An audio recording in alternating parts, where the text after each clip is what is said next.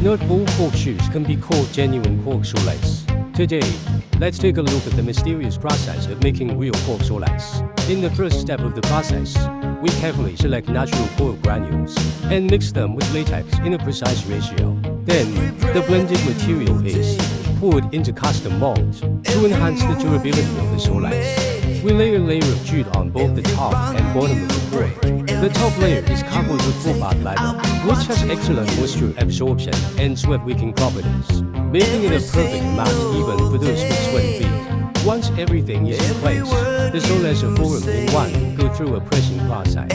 After being subjected to high temperature and deep pressure, the fresh cork shoelace are born.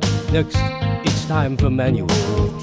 Craftsmen, with their exquisite skills, refine the details of the shoelace, making them more exquisite and beautiful. The entire production process may seem simple, but it is actually full of skill and craftsmanship. Every step is a testament to the wisdom and hard work of the craftsmen.